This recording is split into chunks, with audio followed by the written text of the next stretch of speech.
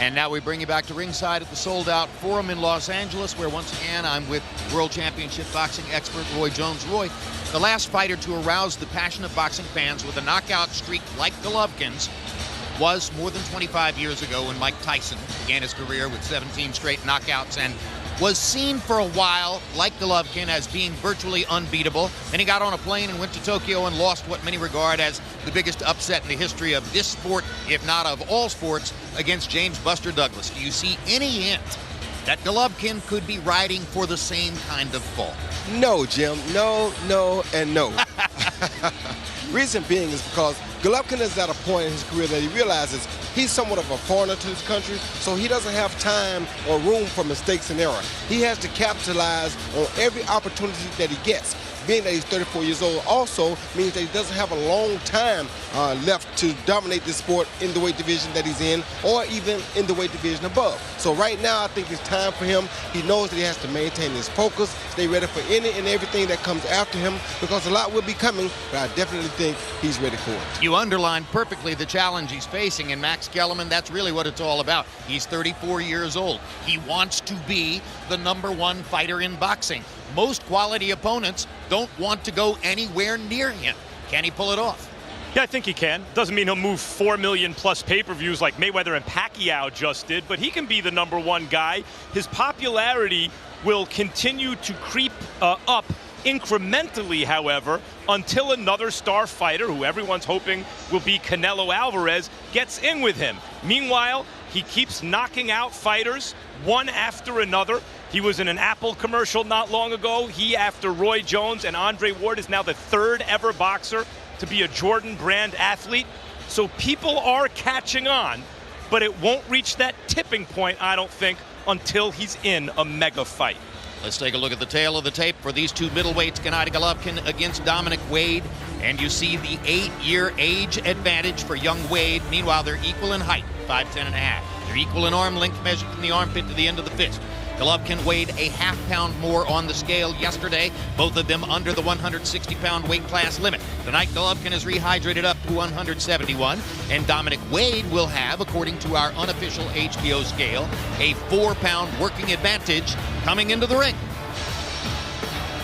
Dominic Wade is the latest in a long line of good fighters from the Washington, D.C. area. We're still waiting for the next Sugar Ray Leonard to come along, but Roy, he does train in the Ray Leonard gym in Palmer Park, Maryland. Yes, a lot of people that train in the Pittsburgh Steelers gym arena. A lot of people train in the Dallas Cowboy arena, and we don't see Emmitt Smith and Franco Harris's come just because they train at those particular practice situations. But he does have motivation to try to be as good as he can possibly be and bring some glory to the D.C. area. Yeah, you couldn't ask for more motivation because Sugar was definitely a hell of a motivator. So Wade is in the ring. And there's a closer look at Gennady Golovkin. As you see, the highest knockout percentage all time among middleweight title holders at 91%, which ranks Triple G 3rd among current title holders, trailing only heavyweights Anthony Joshua and Deontay Wilder. And he's on a roll, having knocked out his last 21 opponents, dating back nearly 8 years, June of 2008. The 21 fights and counting knockout streak has taken on a life of its own and includes knockouts on 3 different continents. We've tracked down all 21. Just in case you're not sure what all the fuss is about, let's take a look at the knockout streak.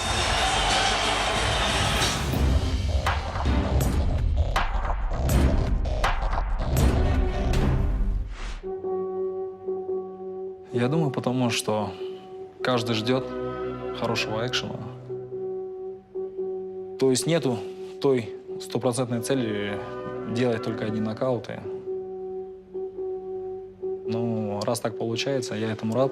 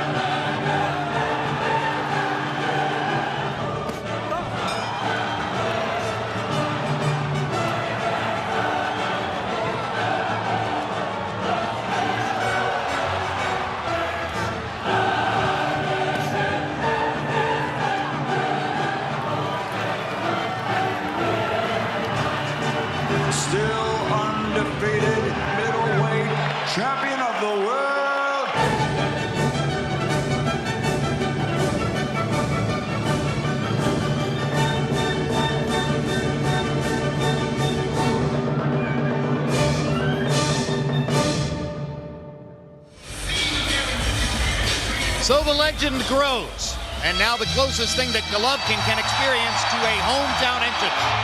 You'll never see a crowd like this in Karaganda, Kazakhstan, but now that he lives in nearby Santa Monica, this is home, and they're ready.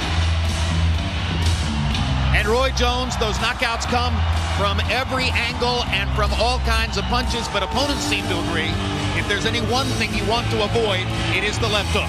Yes, the left hook, but I think it's the left hand, period. I see him land hooks on the top of the head, hooks to the body, uppercuts, hooks from unorthodox angles. Any hook he hits you with seems to cause traumatic damage right away. He also seems to be able to improvise knockouts on the fly, Max. Yeah, he hits guys from angles you're not used to seeing.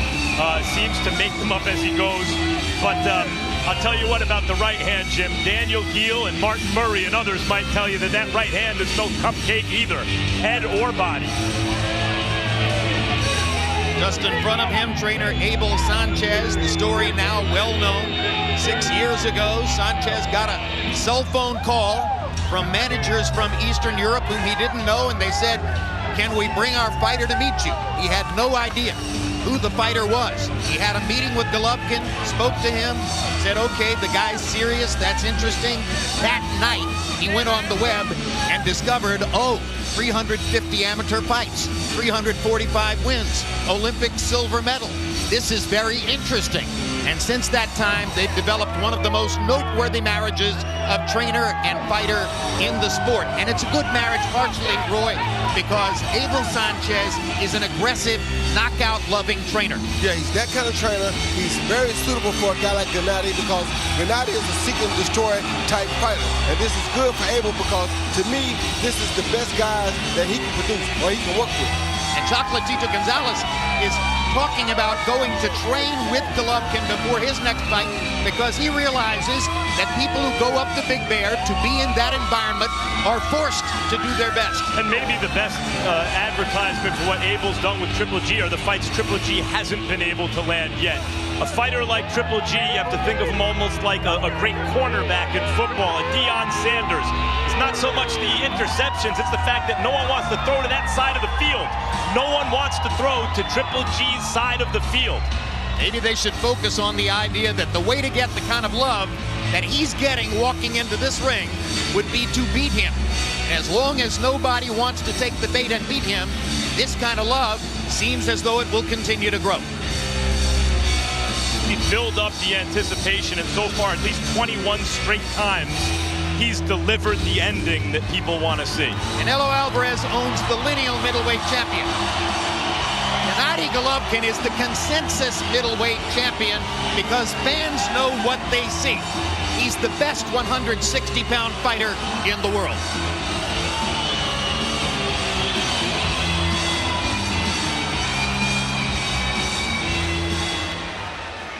And now, let's go to Michael Buffer for the official introductions. Ladies and gentlemen, from the fabulous forum here in Inglewood, California, serving the Southland, this is the main event of the evening.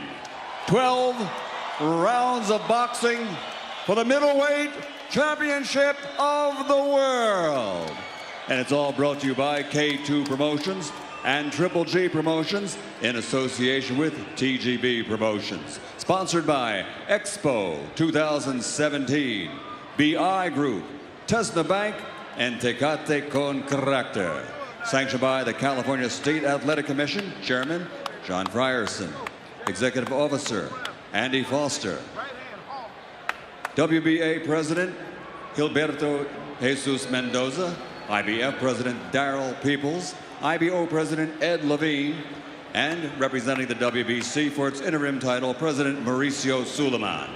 At ringside, the three judges scoring, Adelaide Bird, Steve Morrow, and Pat Russell. And inside the ring, in charge of the action at the bell, World Championship veteran referee Jack Reese. And now, the officials are ready. The fighters are in the ring, and they are ready. LA, are you ready? For the thousands in attendance and the millions watching around the world, ladies and gentlemen, Let's get ready to rumble!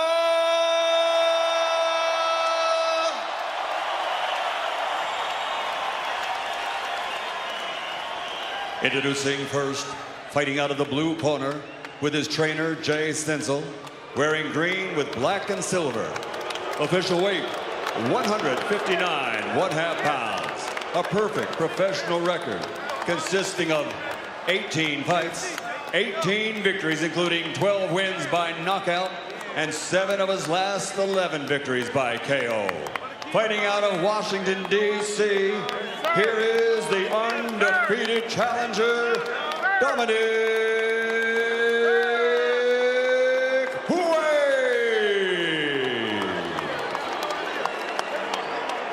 And across the ring, fighting out of the red corner with his trainer, Abel Sanchez, wearing blue with white, officially weighing in at 159 pounds.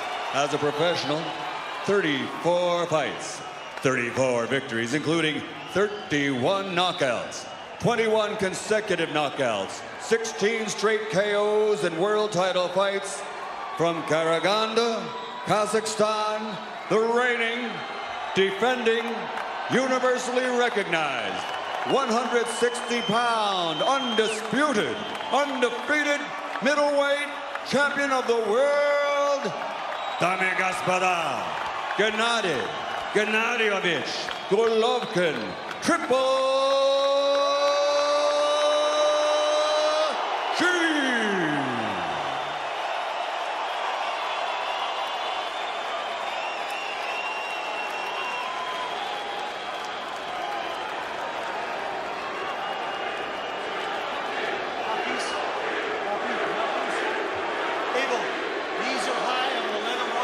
Understand? Yeah. These are high. I'm going to let them work. Those are good. I gave you both instructions. Just want to remind you, listen and obey my commands at all times. Protect yourself at all times. Fight hard, fight clean. Good luck. Football has made its way into some of our conversations so far tonight, but this reminds me of the first round of the NBA playoffs. You don't think that the top teams are in jeopardy, but you can't help it that Steph Curry isn't facing Kawhi Leonard yet. This is what you got. And so it becomes watching the performance of the best in the business. And Wade's plan for scoring the upset is that he boxes Golovkin. He says he doesn't have any idea how good a boxer I am, and that he eventually lands a big right hand and upsets the Triple G apple cart. So we'll see whether that can happen. They're both listed at 5'10½", but as they get into the ring, Wade looks like the taller fighter. Yeah, he does, but he looks a little soft around the waist, Jim, so I'm sure Triple G is going to immediately attack the body as soon as he sees fit. You got to give Wade credit for coming in and taking a fight like this, though, because he hasn't had a big fight in his career yet, so fighting Triple G is not a big fight. It's the biggest fight he could have in this weight class, and he's doing a good job of attacking right away here off of Triple G's punches. 10 months ago, Wade struggled to get by 41-year-old Australian veteran Sam Solomon. You just saw Golovkin land a left hook to the body. It's one of his more effective shots. Logic says if you struggle with Sam Solomon, who does not have any power, you may be in truly deep against Gennady Golovkin. But of course, styles make fights, and those are two entirely different stylistic enterprises. Yeah, they are, but you are in deep fighting Triple G anyway. The only problem I see here for a person like Dominique is that he's not really quick enough to surprise Triple G. If you're not quick enough to bring him a surprise, it's a good body shot though. If you're not quick enough to bring him a real surprise, then it's going to be really tough for you to upset him. Golovkin didn't seem to believe he needed to know much specific about Wade. Acknowledged that he only looked at a few minutes of tape. Relies on Abel Sanchez to provide whatever scouting report he thinks is necessary going into the fight. Golovkin says that the jab fest against David Lemieux in his last fight, when he threw nearly 50 jabs in round one and instantly made it a tactical fight rather than the war a lot of people expected, he says that was a decision that was made on the fly. It was not something they planned in advance. He just walked in round one, started landing jabs, and thought, I'll stick with this. Yeah, good fighters come in and see what worked in that first round, Jim, and whatever works is what they take. I mean, if you're smart, you take what the opponent gives you. Dominic Wade's a nice young fighter in his prime, undefeated. He can handle himself. but so far he hasn't shown Triple G anything to worry about. No, he doesn't have enough power to really cause him any concern, and that's not good for him.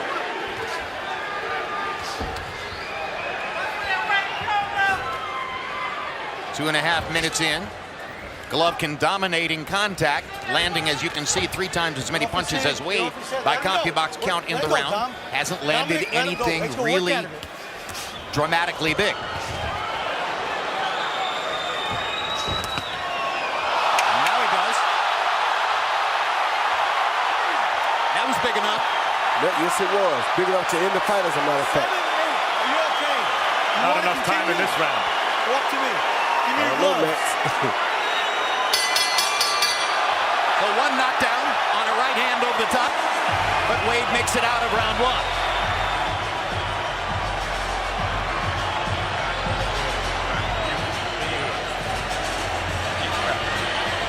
Hey, listen, you got to don't stay in front of him. Jab him and keep turning. Jab and keep turning. Don't stay in front of him. All right? Beautiful work, though. And Don, slam the right hand down the middle. No reaching. You good? You learn another sip? Pretty loud in here, so tell when you talk to me, talk pretty loud, okay? It's loud. All right, now. Stay on that jab, double jab. And He can see Triple G in close, but Dominic is trying to hold him, and this is why he tried to hold him, because he didn't want to catch his overhand right to the back of the head. That shot causes all types of damage. You can't really see it coming. Hits your neck in a very unorthodox way that it causes you to just lose equilibrium, and down he goes. That's the second time in Wade's career that he's been down. Both knockdowns occurred in the first round. We'll see if he can get his bearings. Last time it happened, he got his bearings and came back and won the fight. Shot behind the ear like that is a quasi-rabbit punch, but the way Dominic Wade was turning away, he's presenting that as the target. Golovkin seemed to hurt him with another right hand, but this time Wade stayed up. Yeah, he hurt him again with that same right hand, Jim. And now he knows it's just a matter of time before he catches him and finishes it.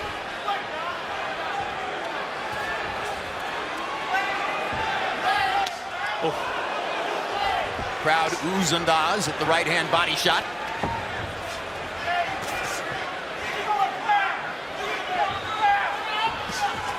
Good body shot by Triple G.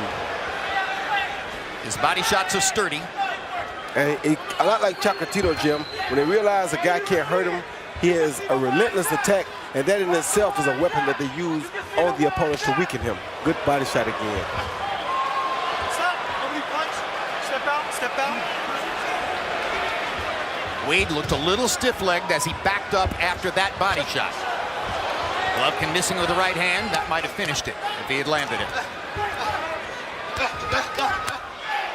And now Gennady seems to go into that thing, Roy, where... This is the Willie Monroe thing. Yeah, he kind of lets the guy hit him a little bit. Show him that he can't hurt him, and that he disregards anything to do with punching power when it comes to the opponent. Got to be careful doing that sort of thing, though, because a 160-pound fighter who can crack a little bit is dangerous. Yeah, but he's already felt the power of this guy, Dominic Wade, and he's not no kind of way intimidated by his punching power. Or one thing we saw against Lemieux, Golovkin has tremendous belief in his chin. Yes, he knows he's going to get painted every once in a while because he's a pressure fighter. And down goes Wade for the second time. I don't think he'll make it back out. Again on the right hand.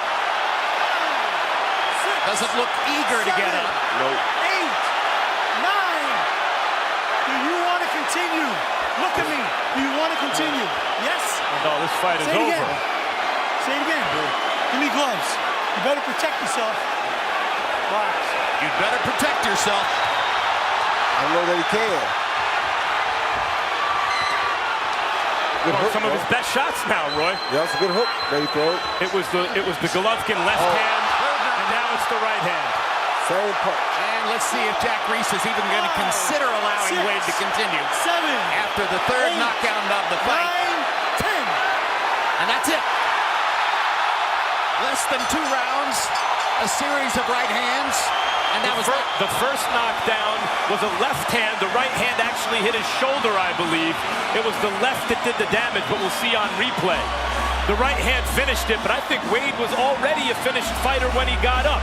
It's not just that Golovkin knocks people out. So do number 1 and number 2 now reverse? Well, you could argue, but it's the way he knocks people out. These iconic knockouts, these indelible images of violence. He's amazing.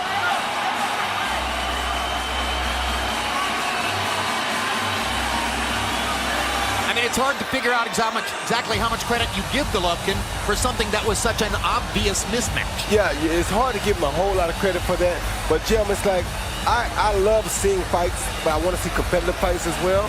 And I know that there's a guy, and I'm not trying to be a promoter, but there's a guy by the name of Morgan Fitch down in the Pittsburgh area that would definitely be a good fight for Gennady Golovkin. Nobody knows Morgan. Well, they need to find out who he is because he needs competition on our network so that we can enjoy him even more. Hey, listen, if there's somebody good who's willing to get in with him, let's find out who he is, because there's a lot of expectation at this point that the Canelo-Alvarez fight, if it's going to happen, won't happen until next May, not this September. And some very credible people in the sport, like Teddy Atlas, say very openly that Canelo is never going to fight Gennady Golovkin. And I agree, but when you got an opportunity to fight, well, let's look at this first. Here you see the first knockdown, a jab on the chin, as Max talked about, a left uppercut, then followed by an overhand right to the shoulder. And the shoulder punch took him down, but like Max said, the damage was done from the left hand first. The jab right there, the left uppercut right here, boom, that hurt him, and then the shoulder shot just pushed him down because the hook to the head and the jab to the head did the real damage.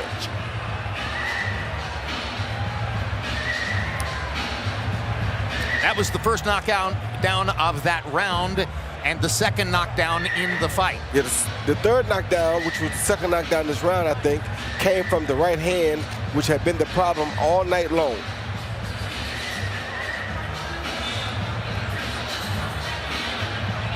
Well, we know that the third knockdown was on a right hand. I believe that the third knockdown was a right to the chin. Yeah, I think to the jaw. And I'm in agreement that Canelo wouldn't want to fight him because why would he fight a bigger man when he could fight somebody like Pacquiao, who Roach talked about him fighting, who's a smaller man and make way more money for the less riskier fight. I think Canelo's the kind of competitor who wants to please fans. I think he understands and respects the boxing public. Yeah. Now here's a look at the final knockdown. A counter shot right over the top of his left, boom, counter right hand, right on the chin, and that ended matters. You couldn't ask for a better right hand than that. You know, I've read some comments from people on the web who say, well, I don't think Golovkin's all that big a puncher. What are they smoking? I don't know what they're smoking or drinking. I mean, come on. He's a big puncher. Which hand are they talking about? The right hand is dangerous. The left hand is even more dangerous. Which hand are they talking about? If he breathes on you, it might be dangerous. Michael Buffer is standing by at the ropes with the official particulars on the knockout. Ladies and gentlemen, referee Jack Reese counts to 10. The official time, 2 minutes, 37 seconds, round number 2. The winner by knockout victory. His record now 35-0, 32 KOs, 22 consecutive knockouts. He is still the reigning and defending 160-pound, undisputed, undefeated middleweight champion of the world, Gennady Golovkin, Triple G.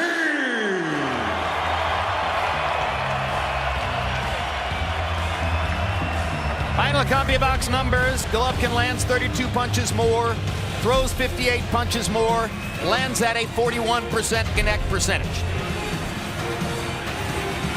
Power shot category, he lands 48% of his power punches, landing 16 more than did Wade. And, you know, Wade put up a fight. He tried. He threw punches. He didn't just hide in there. But it was obvious early on that he didn't have any kind of power to keep Golovkin off of him. So Gennady simply walked forward, took whatever it was that Wade threw, and waited to land his own shots. Yes, he did. And that's how strong Gennady is. He's that type of a fighter that immediately once he realizes that you can't really hurt him, he's on you. And there's nothing you can do to get him off. He does 2,100 crunches per day in training. You're not going to hurt him to the body. Nope, not at all. That's an iron wall. Max Kellerman stands by with Triple G. Congratulations, Gennady. That's 22 knockouts in a row. How do you evaluate what you just did? Max, can you please give me a chance? Just first of all, muchas gracias, my fans from California. Thank you very much. Thank you very much, my friend. Thank you. And Kazakhstan, of course. Rahmet sizge. You know, I feel it's great, Max. You know, thanks my team. Thanks my people. You know, this big gift, big present for my fans. Top 5 middleweights don't seem to give you much competition. Top 10 middleweights seem to offer almost no resistance at all. What do you do next if you can't get Canelo Alvarez right away? Max, I'm still champion. Just, of course, I need big name or big fight. Today, not easy work, just present my fans. You know, I'm ready, I'm staying here. Just, I'm ready to fight anybody. I noticed you did in the second round today what you seemed to do against other fighters in the past when you were having your way with them. You kind of drop your hands and take some punches in the face. Do you do that intentionally, and why? Yeah, this is not special. This is, you know, I feel after first round, it's nothing. It's a very close fight. Just maybe it's my play. This is my game. You're playing a game. Is that to give the fans a show? Of course, everybody come and just watch my fight. Is that to make other fighters brave to think they can hit you so they will fight you? You know, Max, today I give chance, maybe 1% chance for next fighter. Just, this is possible, just I'm stay here. Do you have anything you want to say to Canelo Alvarez, who has a fight with Amir Khan coming up in a couple of weeks? It doesn't matter who wins, just give me my belt. Hey, I need my belt. I'm ready, guys. Thank you, Gennady. We'll see you again real soon. Jim? So the knockout parade continues for Triple G as he continues to build amazing mystique.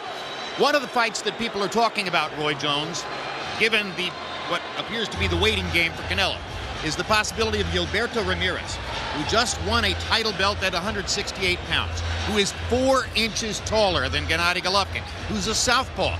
Would that be a more interesting challenge than the kinds of things we've been seeing? It would be more interesting than the challenge was tonight for sure, but it's not going to be much more interesting, I don't think, yet, because that guy does not have a lot of experience either. So for him to step in and take Triple G right now would be almost unfair to him because he's going in against pound for pound one of the best fighters of all time in the middleweight division, and he hasn't had the opportunity to grow himself as a champion. So I think it's unfair to stick him in front of Triple G right now. Give him some more opportunities to develop himself, to develop his skill, then bring him to Triple G, because Triple G ain't going nowhere. He'll be right there waiting. So let this guy develop, then bring him to Triple G. Let me play devil's advocate with that just for a second. Why is experience so important? It's not as if Triple G looks like he's a puzzle. There's nothing subtle there. He's walking forward to land big shots against you. Wouldn't Ramirez have a chance? No, he would not, because he has to learn how to avoid that situation for 12 rounds. That's what experience does. Avoiding for 1 or 2 rounds is okay, but 12 rounds. You saw Chocolatito tonight. The guy was able to do well for 2 or 3 rounds. After that 3rd round, Chocolatito turned that warm level up to hot. Once he turned it up to hot, it got real hot in there. That's where experience comes in at. You have to know how or learn how to keep that hot button on warm for 12 rounds. If they ever get it to hot, you're in trouble. All right, thanks very much, Roy. Max Kellerman joins us now. Did the pound-for-pound discussion just get even hotter? Triple G still hasn't fought anyone. That's the problem. And it's going to be tough for him to get to #1, not having fought anyone. But speaking of knockout artists who for a while didn't really have great competition and yet created enormous excitement, guys, when was the last time a fighter, a champion, so consistently delivered this kind of violence and these kind of knockouts fight after fight after fight? Go ahead, say it. The answer is Mike Tyson. And Triple G is providing fans with that kind of excitement and generating that kind of buzz. He's not a heavyweight. He wasn't born in this country. He hasn't been exposed on television here as long as Tyson was, but that's basically what he's doing. And unlike Mike, at the same point in his career, Triple G seems to have his head screwed on straight. The sky is the limit. And by the way, just like with Tyson, this crowd is not at all upset that it was not competitive. They saw what they came to see, right? Because it ended in a knockout. He gave them the and like Mike Tyson, it was not stop on cuts, not the referee stopping it. Guys are flying backwards from the kind of punches you expect to see in a comic book, not in a ring. He knocked a guy down tonight, hitting him on the shoulder. You just don't see it. Another extraordinary performance on what has already been an amazing journey for Triple G. Gennady Golovkin, how can he get any better? We wait to see when he fights somebody who can bring out the absolute best. Meanwhile, thanks very much for being with us. Let's look ahead to upcoming programming on HBO. Lots of HBO sports programming coming your way in the weeks ahead. Headlined by the big pay-per-view showdown 2 weeks from tonight when Canelo Alvarez takes on Amir Khan, and the June 4 matchup between Francisco Vargas and Orlando Salido, which has high-action drama written all over it. For a full rundown of the upcoming sports calendar and much more, log on to HBO.com. So now for our entire crew, thanks for being with us for this edition of World Championship Boxing.